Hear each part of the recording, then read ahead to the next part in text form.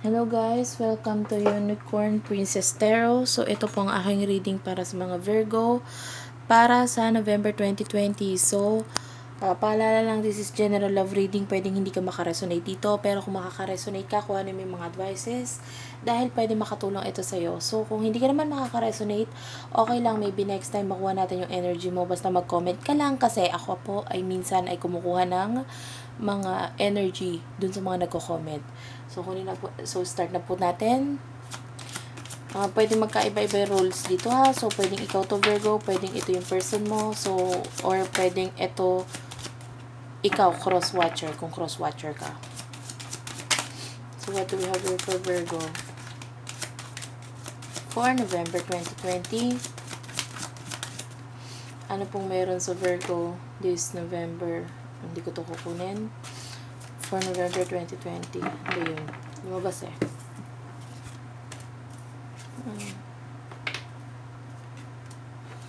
Okay. Codependency.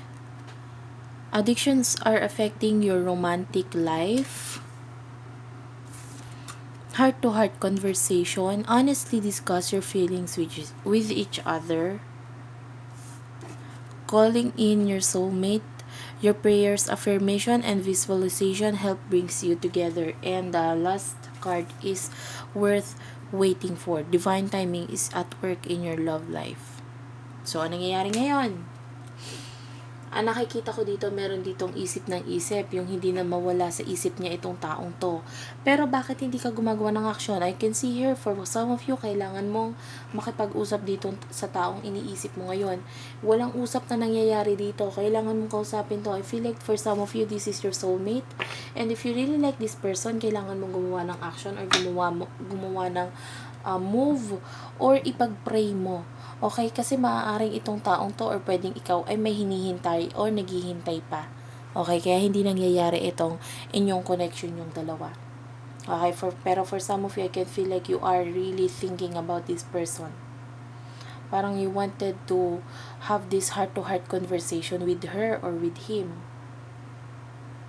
Kaya may naghihintay or may hinihintay pa. Let's see.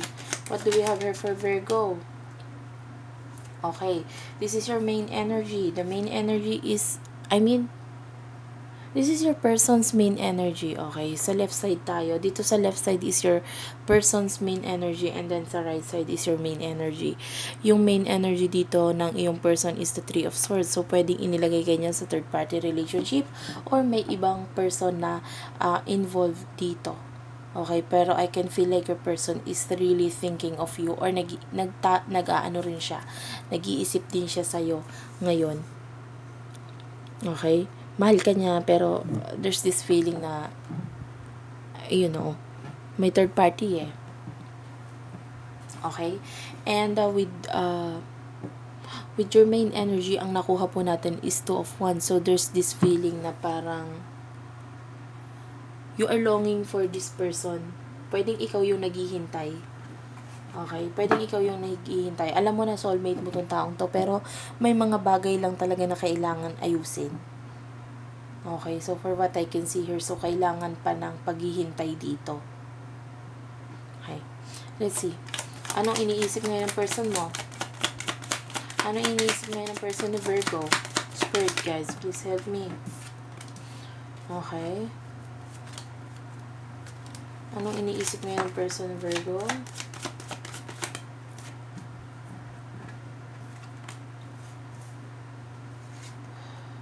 I feel like your person, may dinadevelop pa siya sa sarili niya. It could be finances. Ha? Pero pwede rin namang hindi. Pwedeng may inaayos pa siya sa sarili niya or may pinalalago siya sa sarili niya. Pero high chance of finances, ganyan, stability. And with the Knight of Cups, this is an offer. So, this is someone, could be from your past, na gustong magbigay ng offer sa'yo. You just have to wait. With the Temperance, you just have to wait. For some of you, there's a decision. Ha? There's a decision here. And, kailangan pagpilian. With the Knight of Cups, could be an offer regarding business or finances. And I feel like you are waiting with this person. Hinihintay mo tong taong to. For some of you, pwedeng hinihintay mo itong taong to para bigyan ka ng offer. Pero yun nasa thoughts niya, high chance na, there's non-stop thinking here. So, mahal na mahal ka nitong taong to. So, hindi ka naman niya iisipin kung hindi ka niya mahal eh. Ay, nakikita ko dito, iniisip ka niya. Non-stop pa nga eh. Kahit anong ginagawa niya, iniisip ka niya eh. Okay? Naghihintay siya. Naghihintay ka, naghihintay din siya. Pero parang dito may kailangan siyang pagpilian. And I feel like hindi na siya masaya dun sa isa eh. Kaya niya kailangan iwan. Or gusto niyang iwan. Yun yung nasa isip niya. Gusto niyang piliin yung tamang tao para sa kanya. Kaya lang, for some of you, hindi niya mapili or hindi niya magawa ng action kasi walang heart-to-heart conversation na nangyayari dito. Walang usap. Paano niya pipiliin yung isang taong hindi naman nagsasalita or hindi nagsasabi ng mahal din kita? Or, okay, iwan mo siya, nandito ako. Walang ganun eh. So, parang kaya hindi nagkakaroon ng movement. Although, alam niya na kung sino yung gusto niyang piliin. Pero, parang kailangan muna ng usap dito. Okay? Pero, pwede rin namang hindi sa lahat ng Virgo to, ha? Papaalala ko lang, hindi to para sa lahat ng Virgo. This is general love reading. And, bahala ka na. Kung nag-resonate sa'yo itong card na to, yung isa hindi, bahala ka na. So, let's see. Ano naman yung nasa thoughts mo?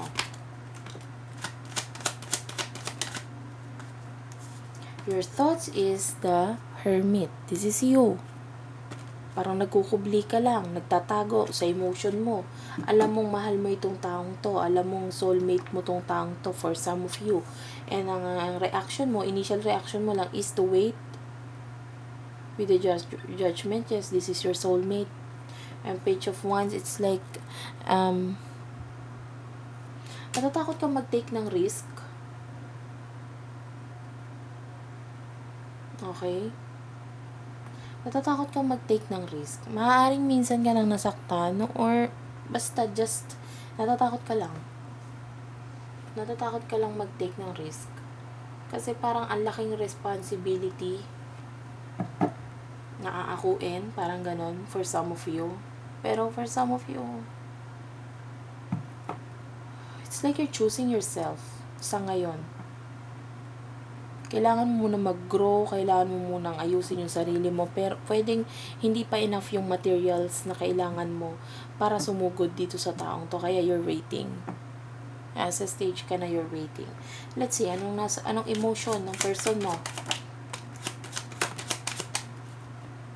Hindi ko to kukunin.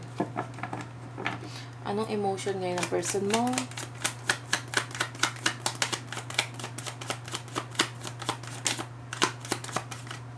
Emotion ng person na Virgo. Okay. Yung person ng mo ay current, for some of you, there's a family here, there's children, so pwedeng pamilyado. And with the 7 of Swords, wanted to make an action, take an action, gusto niyang iwan or may gusto siyang alisan na sitwasyon, maaaring hindi na siya masaya, kaya lang natatakot siyang mahulog or natatakot siyang mag-take ng step, or yun nga, pumunta sa'yo kasi hindi niya rin alam kung may magsasalo eh. Kung tatanggapin mo ba siya fully, hindi niya alam, wala siyang idea. Kasi nga kailangan muna ng heart-to-heart conversation between the two of you bago siya makapamili or bago siya gumawa ng action. Hindi siya gagawa ng action hanggat hindi mo sinasabi, or kung patuloy ka lang maghihintay, at least man lang magsabi ka kung may dapat ba siyang, kung dapat ba siyang gumawa ng action. Gagawa siya ng action kung sasabihin mo sa kanya. But with the 9 of Wands, as of now, may blockage, hindi siya gumagawa ng action, there's no action here. And yun nga, ang emotion niya sa'yo, merong parang nagdududa, so parang hindi siya sure kung ano ba, mahal mo ba talaga siya.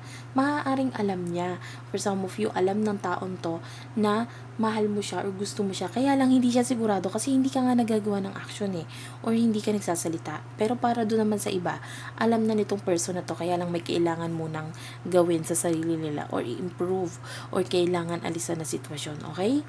With the 9 of Wands, this is someone na parang naghihintayan eh. Parang yung emotion nyo, parang naghihintayan kayo eh. I'm here waiting. Parang hindi ako susugod, hintayin kita. With the 10 of Cups, maaaring kasi itong taong to is kompleto na sa sarili niya or may mga bagay na kumukompleto sa kanya. Kaya lang I don't feel like she or he is happy. Okay? Hindi siya masaya. Let's see, what is your emotion towards your person? Virgo, for Virgo. Your emotion is you really love this person, kaya lang you want a relationship towards this person. Gusto mo ng commitment, gusto mo ng higher level of commitment, mahal na mahal mo siya. With the Four of Pentacles, this is someone loving so much right now, pero tinatago. You're being parang tinatago mo lang yung emotion mo, hindi ka nagbabulge or hindi ka gumagawa talaga ng action. My gosh, why Virgo, why? Okay? The lovers, you really love this person. Mahal mo siya. You want a relationship with him or with her. Okay? Pero parang matatakot ka masaktan. Kasi you don't know kung ikaw ba ang pipiliin. Baka kaya ka hindi ka nagsasalita. Kasi hindi mo alam kung may... Actually, parehong hindi nyo alam. Pero kailangan talaga ng usap para malaman. Let's see, what is your emotion towards this person? You feel like this is your soulmate or someone kukumpleto sa'yo. Kasi ang dami mong kulang eh. And if you're thinking that this is your half or yung person mo is your half or yung kabiyak mo, this is your better half. You feel like this person is your better half. Hindi ka magiging kumpleto or hindi ka magiging mas maganda sa sarili mo or mas maging maayos sa sarili mo hanggat wala itong taong to. Kasi siya yung kumukumpleto sa'yo. Siya yung nagbibigay sa'yo ng happiness, ganyan. And you really love this person. Parang part of you ay nandito sa taong to. Siya ang may hawak. Parte ng puso mo siyang may hawak. Okay? For some of you, you are really immature pa. You need to be more mature. Kasi nakikita ko dito for some of you, parang ang ugali mo is like, yung attitude mo or maybe your emotion is parang teenage days, college days, ganyan. Ganyan yung energy na nakukuha ko sa'yo. Natatakot mag-take ng risk. Yun yung nakikita kong energy, nakukuha kong energy dito parang hindi ka pa ganun ka-mature. May mga hinahanap ka pa sa sarili mo. Pero alam mo naman, kahit anong hanap mo, kahit sinong hanapin mo, you feel like this person, you really love this person, at siya lang yung makakabuo sa'yo nito. Kaya lang natatakot kang mag-take ng risk, natatakot kang gumawa ng action. So, your initial response mo ay ang magpaka-hermit na lang or magpakatago. Hanggat matatago ang damdamin, itatago. Parang ganon. And let's see. But this is your soulmate. For some of you, this is your soulmate. What is the action na gagawin ng person mo? What is the action?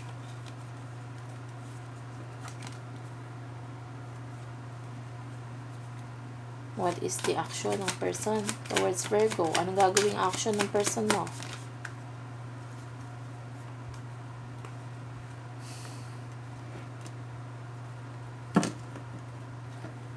You know what, your person, I feel like nagagather siya ng strength or magagather siya ng strength. Kailangan niya ng sobrang lakas ng loob to do or to make this decision. Maaaring sobrang laki nitong decision na to na kailangan niyang harapin. Kaya kailangan niya ng malakas na or lakas ng loob. Ikaw yung lakas ng loob. Kailangan mo maging open sa person mo. Hindi siya magkakaroon ng lakas ng loob kung hindi ka magsasalita sa kanya.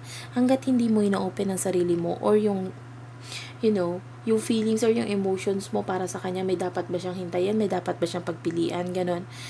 Hindi siya gagawa ng action eh. Kailangan mo magsalita. Hindi siya gagawa ng action kung hindi ka magsasalita. Kung may iiwan siyang sitwasyon, hindi siya aalis doon kung hindi ka magsasabi sa kanya, umalis ka na dyan. Nandito ako, naghihintay ako sa'yo. Okay? Kailangan yung mag-usap. Kailangan mo kausapin tong taong to.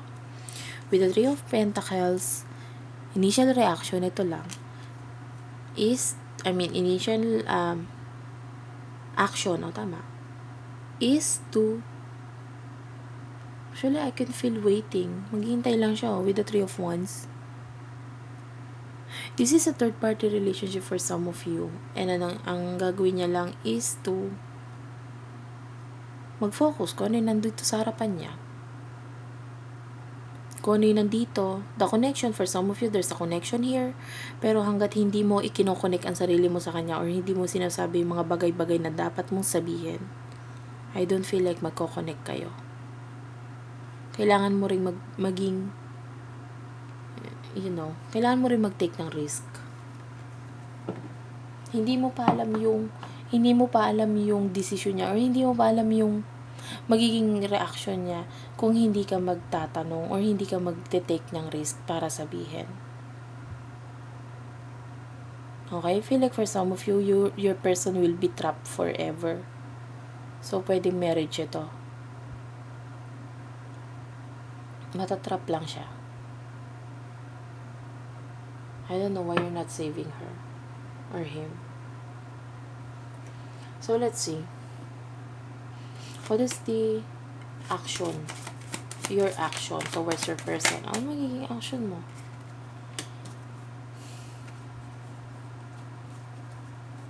What would be the Virgo's action para sa person na to? Ito. Ang dami.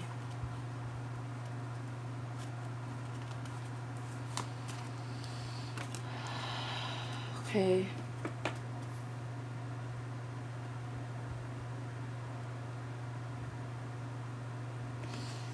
Okay.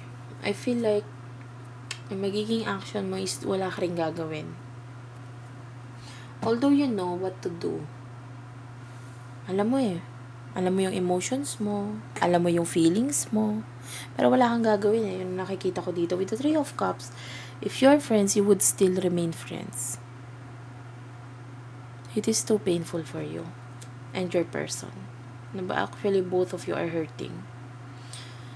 Kasi masakit na mapunta ka lang dito sa parang naghihintayan. Okay? Walang gumagawa ng action.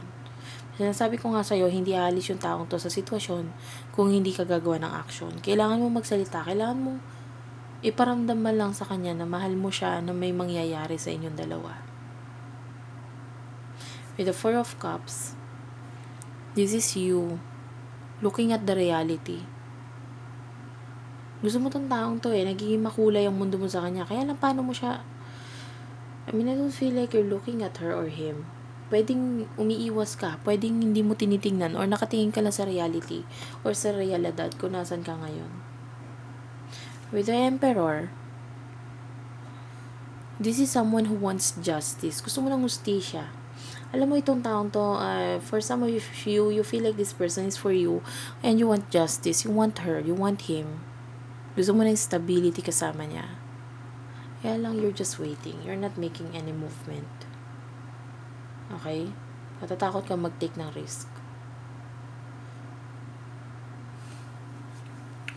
Let's see, what is the advice for Virgo? Kunin ko yung advice for you for November 2020.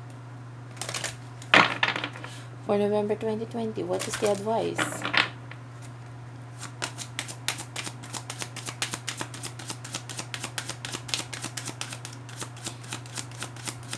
Advice for Virgo. What is the advice for Virgo? Okay, the advice is healing family issues. Your love life is benefits as you forgive your parents. I feel like for some of you, you're not healed pa or hindi ka pa natatapos dito sa sakit na naramdaman mo nitong mga nakaraan or itong ex mo or from your past. Just have to heal it first or ayusin mo muna. Okay? I want to get more card for you. Ano pang advice? Mag-heal ka. Sa sarili mo, mag-heal ka. Maaaring meron kang hindi pa naaayos na for some of you, Actually, I feel like your person is having these issues. Pwedeng regarding family, or medyo hindi siya nagiging okay. He wants you or she wants you. He needs you or she needs you. Kailangan ka niya. Talk to her, talk to him. Kailangan ka niya. For some of you. Trust. This situation is calling for you to have faith. Magtiwala ka lang. Okay? Magtiwala ka lang, mamahalin ka na ng taong to. Actually, for what I can see here, mahal ka na ng taong to. Kaya lang natatakot ka. Nagtatakot ka mag-take ng steps. So, let's see. More advice for Virgo, please. Advice for Virgo.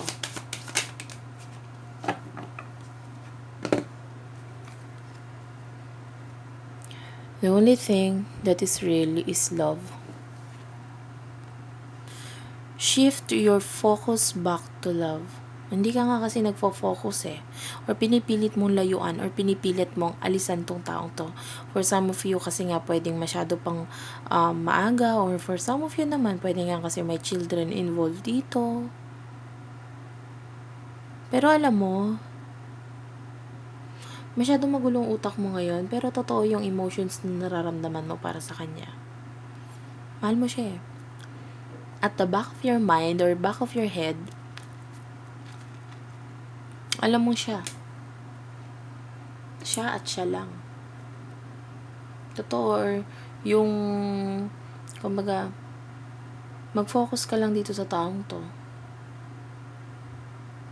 Chances are, mahal ka rin niya, gusto ka rin niya, kaya lang hindi siya makali sa sitwasyon or hindi siya makagawa ng desisyon. Okay? So, that's it for now, Virgo. Thank you for watching. I hope naka-resonate kayo. Please do like and subscribe to our channel, Unicorn Princess Tarot. And maraming salamat po.